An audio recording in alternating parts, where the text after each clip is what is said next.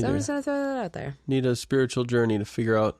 Well, it's like I guess my problem is that where it stems from is I don't know where I want to live, for one. It's fair. I've looked at Tulsa, Oklahoma. I've looked at Fayetteville, Alabama. I've looked at I've looked at here. And here the problem is with Spokane is that there's not enough fucking homes. And the homes that are being sold right now have like foundation issues, and you might as well knock down the whole fucking thing. And that's not what I'm after. I don't want to knock down a whole house. Like, I have no desire to knock down a house. I have a desire to remodel a house. It is remarkable how much prices of houses have gone up here. I don't have a desire to buy a house for $280,000 and rip it down. That's fair. So I started looking at other places because I panicked. And I love Tulsa, Oklahoma, but I also don't like the idea of chickers. Mm-hmm. Or ticks. That's real. Or leeches, because you can't like swim in their lakes. You know, I haven't had a leech the whole time I was there. Lie. Swear to God. One of you and your friends said that something about leeches. I think that's southern Oklahoma. I didn't see any up there. So my thing is... Same thing with alligators. Didn't see an alligator up there. Is that I have no idea what the next, like, few years looks like. I have no idea. Like, I've looked at Yucca Valley. I've looked literally everywhere to figure out where I want to live. I've looked on the edge of the Oregon coast. I just have zero... I don't have a plan. This is the first time in my life that I've never had, like, some sort of fucking plan. I know, he's being really dramatic. Cricket's, like, burrowing his head into your hand right now. But I've never been this, like, I've always been somewhat lost and no direction.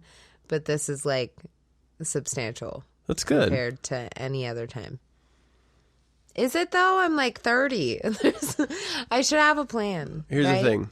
And this is, if there's one thing my parents gave me from throwing me around everywhere, is that chaos, and you see other people's stability, quote unquote.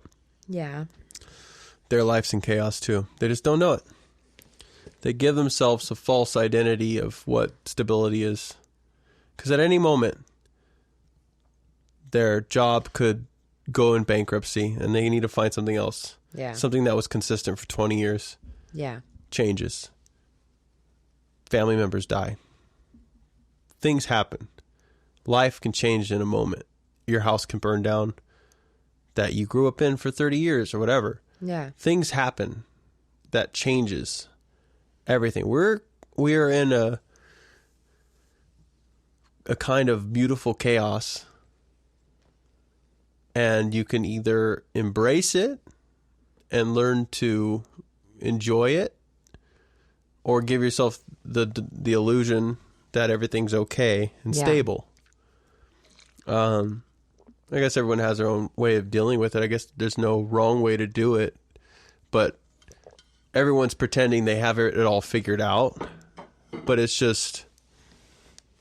And I feel like, but that's the thing. Like, I feel like I've gotten a lot better at being very 100% honest and see-through about not having it together. Yeah. And so, because I will say that I look like I have it together. I look like I have a plan and an idea and what I want to do. But I literally have zero fucking idea what I want to do. And I mean, and that's not entirely true, I guess, because I do know that I would love to work for a nonprofit organization. However, well, what is it? What does that mean, nonprofit? Like, what would you? So basically, I would go and volunteer my time, and then eventually you want to be working with making money, people, to work with people and help people. You want to help people, or help animals, like. I just want something that is so fulfilling that I don't need to be paid for it. which is hard because I also have a $300 car payment. Right. You want to be paid for it, but I have $600 that I pay towards credit card debt every month. Like, there's so many things that I actually have to pay for that require me to have a position that I need to be paid for. Yeah. Which entails the job that I have now, which I love my job, but I had kind of a little bit of a breakdown at work, and I realized that I love my job, but I also hate it so much at the same time. And that sucks to realize that, because I really went through this roller coaster of loving my job. It really does have both. It has everything that I want out of a job. It has the worst aspects of the job, your ideal job. It has the best and the worst put into one. Yeah, because you love helping people and you love seeing people triumph and like get to the next level. And that's the thing. You also see like you have to be a bad guy to bad people. Yeah, like sometimes I have to fire people for no reason. Like, I don't understand the reason anyways. But then sometimes I interview sex offenders, and sometimes I interview drug addicts or people that feel entitled for whatever reason, but yet have zero experience. And it just makes it so fucking hard sometimes, because I want to see the best in everyone. Yeah. But then I get so negative, and it really, it takes its toll on me. For sure. And I didn't realize how much it takes a toll on me until this last Thursday when I cried in front of my boss. And I can hear people in my head too. Like, I want to address them, people that say, it's a job, suck it up. But I don't want to put someone in a job that, like, I know what people are worth. Yeah. Well, and that's my point. That's what sucks. My point is, if you're doing something that's soul-sucking, you're not being genuine to that position. Because I understand there's all walks of life that serve a purpose in this world. We can't all be doctors. We can't all be lawyers. But if you're doing something that makes you feel fulfilled and that you actually love what you do, you're going to do that job fucking better than someone who doesn't like it. So you're not being honest, and you're not giving your task 100%. But you're not. That's not what I'm after. So no, that's yours. No, that's literally my reply to people that would say, just suck it up. It's a job. You got to do what you got to do. Yeah, but that is the thing. That's the other frustrating part, is someone will come to me and they'll be on the verge of homelessness and won't take a job because they don't want to take something under than $15. Money coming into your home to save yourself is much better than no money. That's a nurturing thing you need to do for yourself. But that's the issue I'm facing. Right. Is your type of person, which is super hard to place, which you come in and you have all this background skills, but I can't necessarily place you. Like, and that's not my fault. That's not your fault. But it's just the fact that no one's willing to take the chance on that type of person. Yeah. And so that's what's so frustrating, that I don't think you understand, is that when those people come to me, it's hard for me to look at them and be like, I can't place you. Yeah, I'm sure. But at the same time, I have to look at them and say, I can't place you.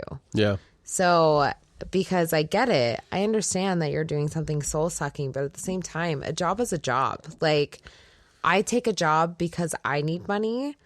So why can't you fucking take a job because you need money? Yeah, and like, sometimes you have to do what's right for you. And if you don't have money, you need money, obviously, because we live in a world that runs on money. Yeah. You have to do that to get to the next level to do Like, the thing you actually want to do. I think it's just so frustrating because it's like I'm constantly dealing with yous where it's like, I get that you think that you're worth more than you are, but this is the type of economy that we're in right now. Right. People don't want to pay that much. People Exactly. don't want to take a chance on someone who doesn't have the actual certifications. Well, in Spokane and California, or Spokane and fucking even Seattle, and sometimes Coeur d'Alene, are all so different pay raises and pay rates than they are anywhere else in the world. And it's the same with like Tulsa, Oklahoma. Yeah, different pay rates. If I were to go to Tulsa and do recruiting, I would make substantially less than what I make now. Yeah. And so it's the same as manufacturing or any trade that you would do out there. Mm-hmm. So it's so frustrating because, yes, I want everyone to be at the same pay rate, but I don't know. It's such a hard job because you get to hear all of these things and you understand where people are coming from. Because you actually feel for people. But there's no actual way to get what they want. And you can't cut off that personal thing. Yeah. Like when someone tells you their sob story, like their real, I shouldn't say sob story, that demeans them, but their story of their life. Yeah. Of like, I have a family, I'm worth so much more than a $13 an hour job, even though I need a $13 an hour job. And then you have to tell them, you're not qualified for anything. It sucks. Like, it really does. Yeah, that hurts you. And it sucks because Eric basically looked at me, my boss, and said, or actually he's a temp. That's what he goes by, if anyone ever asks him. But he is the temp of our office, and he basically told me I have to cut that part of myself off. And I don't know how to cut that part of myself off. Stop feeling so much. Like, if I could have cut that part of myself off years ago, I would have. Yeah. Like, it's not something that I can just shut off. It's not a normal feeling. And so it's the most frustrating job I think I've ever had in my life. Yeah. Because I want to love it, and I do love it. I would imagine it's up there with like a social worker. I fucking hate it. You know what I mean? Oh, for sure. Like, I could imagine. You see the beauty in people, and then see like people, you know. You see the worst and the best. Yeah. All in the same day. It's the worst thing ever. Yeah, I wonder if that's actually, I guess, wherever there's challenges, there's a lesson to be learned. Yeah. But I wonder what that's doing for you. You know, like, things that get on my nerves. 'Cause, like, certain things really fucking get on my nerves. Like, I hate being told what to do. I really do. You have to, like, blow past it. It's the same as, like, but when I mean, I like, hear people chewing. What's the lesson? Like, what is it in me that gets so frustrated with that? Is it... Well, you don't like that part of yourself. Yeah. So, like, the things that I don't like about Eric are the things that I don't like about myself. So, the things that I don't like about my coworkers, like, I love to fucking chew gum and pop bubbles in my mouth. Yeah. The minute I hear someone else do it, drives me crazy. But I also do that.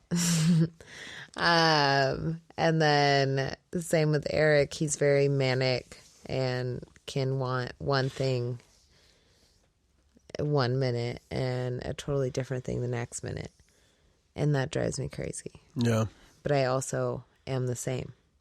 So it's usually whatever drives you nuts about someone is something that's self-reflected off yourself. Yeah. So whether or not it's reflecting of yourself in the negative way or reflecting yourself in the reversed way of negative. Yeah. Not positive, but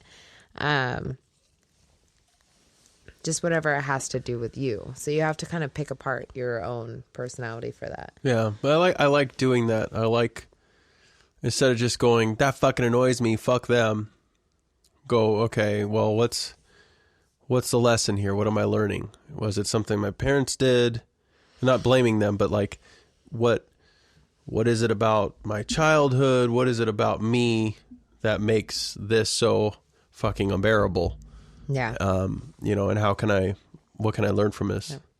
It's always a To self-reflection be thing. more patient. Do I